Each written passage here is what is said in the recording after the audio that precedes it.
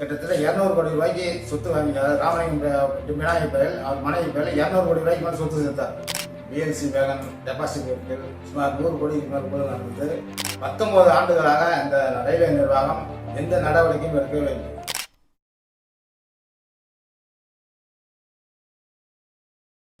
அங்குசம் நேயர்களுக்கு வணக்கம். நம்மோடு எல் அற்புதராஜ் பொன்மலை ரயில்வே துறையில டீசல் மெக்கானிக்கா 29 வருஷம் பணியாற்றினவர். அங்க நடந்த ஊழல்களை அவர் சுட்டி காட்டினாரு அப்படிங்கிற ஒரே காரணத்துக்காக கடந்த 2004ல அற்புதராஜ் உள்ளிட்டு ஒரு 5 பேரை ரயில்வே துறை நிர்வாகம் டிஸ்மிஸ் செய்ததாகவும், அந்த சட்டவிரோத பணி நீக்கத்துக்கு எதிராக கடந்த 20 வருடங்களா தொடர்ந்து போராடி வருவதாகவும், இதுவரை தங்களுக்கு நீதி கிடைக்கல அப்படின்னு சொல்லி குறிப்பிடுறார் எல் அற்புதராஜ். என்ன நடந்ததுன்னு அவருடைய பேசலாம். ஐயா வணக்கம். ஐயா வணக்கம். என்ன பிரச்சனைங்க ஐயா? முதல்ல ஐயா அங்குசம் டிவிக்கு நன்றி வணக்கத்தை தெரிவித்துக்கிறேன். ஏன்னு கேட்டீங்கன்னா, இந்த காலகட்டத்தில் ஊழலும் லஞ்சமும் தலைவிரித்து அடைகிற சூழ்நிலையில் இந்த அங்குசம் டிவி அவர்கள் இந்த ஒளிபரப்பு செய்வதற்கும் நான் ரொம்ப நன்றி தெரிவித்துக்கிறேன். ரயில்வேல எடுத்துக்கிட்டு கேட்டீங்கன்னா, இப்போ ஊழல் தலைவிரித்து அடைகிறது. இல்ல, நான் எனக்கு அந்த 2004ல உங்களை எதுக்காக டிஸ்மிஸ் பண்றாங்க, என்ன காரணம் சொல்லி டிஸ்மிஸ் பண்றாங்க? அது 2004ல நாங்கள் 5 பேர் மத்திய சங்க, நான் மத்திய சங்க உதவி தலைவராக இருந்தேன். All India other backward employees அசோசியேஷன்ல மத்திய சங்க உதவி தலைவராக இருந்தேன். அதே போல எங்களோட கூட இருந்த 4 பேரும் அந்த ஓபிசி எல்லாம் நிர்வாகிகளாக இருந்தாங்க. நிர்வாகிகள் இருக்கும்போது நாங்கள் இந்த அதிகாரிகள் செய்யும் ஊழல்கள், சட்டவிரோத செயல்கள் எல்லாம் எதிர்த்து நாங்கள் போராடி போஸ்டர் வைக்கிறது, நோட்டீஸ் அடிக்கிறது, இந்த மாதிரி வேலையெல்லாம் செஞ்சுட்டு இருந்தோம். இந்த எஸ்எம் கிருஷ்ணன்றவர் என்ன பண்ணாரு, அவர் மேலே தான் நிறைய இது பண்ணியிருந்தோம். அப்பொழுது என்ன பண்ணாரு, எஸ்எம் கிருஷ்ணன் ரிட்டையர் ஆகி போகும்போது நாங்கள்லாம் அவரை தாக்கியதாக ஒரு பொய்யான ஒரு புகாரை ரயில்வே நிர்வாகத்தில் ரயில்வே போலீஸிடம் கொடுத்தார்.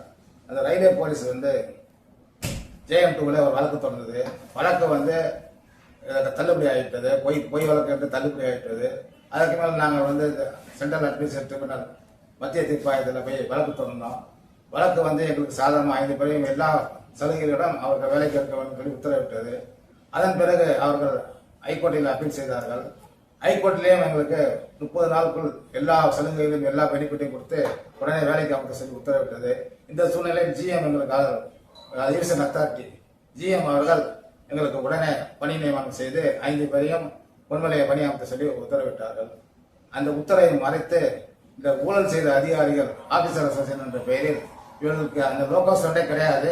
ஆனால் இவர்கள் சுப்ரீம் கோர்ட்டில் போய் இந்த வழக்கை தொடர்ந்து அந்த சுப்ரீம் கோர்ட்டும் சரியான முறையில் எங்களுடைய வழக்கில் உள்ள விஷயத்தை தெரிந்தாமல் தவறாக சுப்ரீம் கோர்ட் எங்கள் மீது ஒரு பொய்யான ஒரு குற்றச்சாட்டுகளை சொல்லி உங்கள் வழக்கை, அதாவது கேட்டில் நடந்த உத்தரவையும் ஹைகோர்ட்டில் நடந்த உத்தரவையும் தள்ளுபடி செய்து விட்டார்கள்.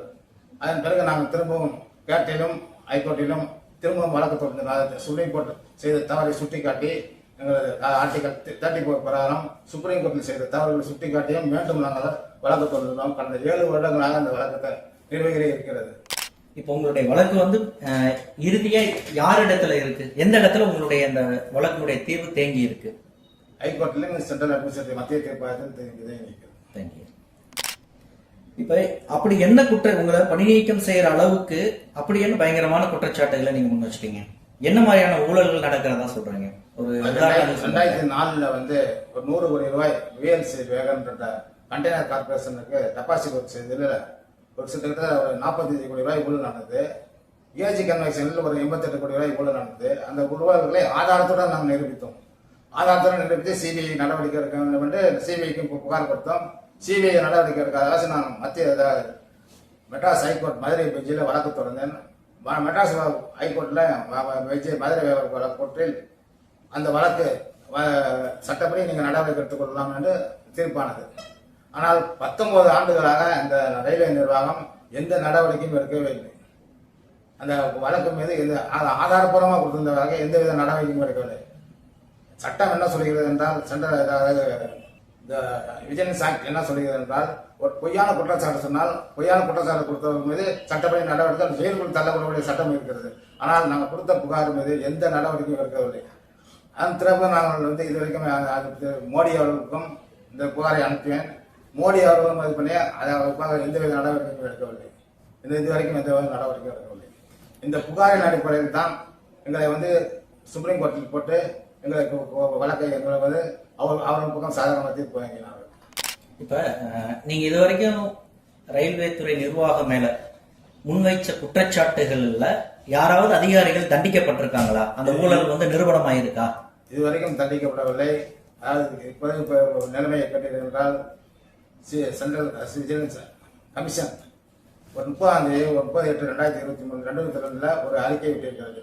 ரயில்வே நிர்வாகம் எந்த புகார் கொடுத்தா எந்த நிர்வாகம் அதாவது பிரைம் மினிஸ்டர் மூலமாக கொடுத்தாலும் சரி, சிவிசி கொடுத்தாலும் சரி, எந்த புகாரையும் நடவடிக்கை எடுக்கிறது, புகாரை விசாரணை செய்வதில்லை என்று ஒரு குற்றச்சாட்டை ஒரு கண்டனம் தெரிவித்திருக்கிறது. இப்ப நீங்க சொல்ற மாதிரி இப்ப அந்த குற்றச்சாட்டுகளுடைய பட்டியல்களை வந்து உங்களால சொல்ல முடியுமா? ஊழல் பட்டியல் ஒன்னொன்னா சொல்லுங்களேன் பார்ப்போம். நீங்க இதுவரைக்கும் அம்பலப்படுத்தி ரயில்வே துறை நிர்வாகம் நடவடிக்கை எடுக்காமல் கிடப்பில் போடப்பட்டிருக்கக்கூடிய ஊழல் குற்றச்சாட்டுகள் ஒன்னொன்னா சொல்லுங்க. 2004 VLC வேகன் டெபாசிட் ஒர்க்கில் சுமார் 100 கோடிக்கு மேல் ஊழல் நடந்தது. அந்த 100 கோடிகள் இதுவரைக்கும் எந்த நடவடிக்கையும் எடுக்கவில்லை. ஒன்று. அதன் பிறகு இந்த திருச்சி சொசைட்டியில் 2 முறை இயக்குநராக தேர்ந்தெடுக்கப்பட்டேன். 2 முறை தேர்ந்தெடுக்கப்பட்டவை அங்கு நடந்த ஊழல்கள் சுமார் 1500 கோடி ரூபாய் ஊழல்களை நான் சிபிஐ நடவடிக்கை வந்து பிரைம் மினிஸ்டர் அவர்களுக்கும் எல்லா அவர்களுக்கும் கொடுத்தேன். அந்த இது மேலே எந்த வித நடவடிக்கையும் எடுக்கவில்லை. அந்த திருச்சி கோஆபரேட்டிவ் சொசைட்டி ரயில்வே சொசைட்டியில் அவருடைய ராமலிங்கம் என்ற ஒரு மனைவி விஜயராணி என்பவர் கிட்டத்தட்ட 200 கோடி ரூபாய்க்கு சொத்து வாங்கி, ராமலிங்கம் விநாயகர் பெயரில் அவர் மனைவி பெயரில் 200 கோடி ரூபாய்க்கு மேலே சொத்து சேர்த்தார். அது 200 ரூபாய் சொத்தையும் பத்திரம் முதல் அந்த எங்கெங்க இடம் வாங்கியிருக்கிறார் என்ற சொத்து கணக்கு பூராகவும் கொடுத்தேன். அவர் மீதும் புகார் எடுத்தேன். இடியிடம் புகார் எடுத்தேன். இதுவரைக்கும் எந்த நடவடிக்கை எடுக்கவில்லை. பிரைம் மினிஸ்டர் மூலமாகவும் அனுப்பினேன். தனியாகவும் நானும் அனுப்பினேன். சிபிஐக்கும் தனியாக அனுப்பினேன். ரயில்வே நிர்வாகம் இந்த சிபிஐக்கும் இடிக்கும் உடனே நடவடிக்கை எடுக்க சொல்லி சென்ட்ரல் ரிசர்வ் நடவடிக்கை எடுக்க சொல்லி உடனே பரிந்துரை செய்தது. ஆனால் இதுவரைக்கும் எந்த நடவடிக்கையும் இல்லை. அதன் பிறகு தற்பொழுது 20/3/5/2005 நான் ஒரு புகார் வந்து அனுப்பினேன். அதாவது பொன்மலை கையில் நடந்த ஒரு திருட்டையும் அந்த சைமந்தராயோட சீடாவையும் சுமார் 50 கோடிக்கு மேல் ஊழல் செய்ததையும் அந்த புகார் அனுப்பினேன். இதுவரைக்கும் அந்த புகார் மீது எந்த நடவடிக்கையும் எடுக்கவில்லை. இந்த புகார் மீது தற்பொழுது சென்னை உயர்நீதிமன்றம் மதுரை கிளையில் வழக்கு தொடர்ந்துள்ளேன். வழக்கு வருகிற 13ஆம் தேதி விசாரணைக்கு எடுத்துள்ளதாக அனுமதி எடுத்திருக்கிறோம்.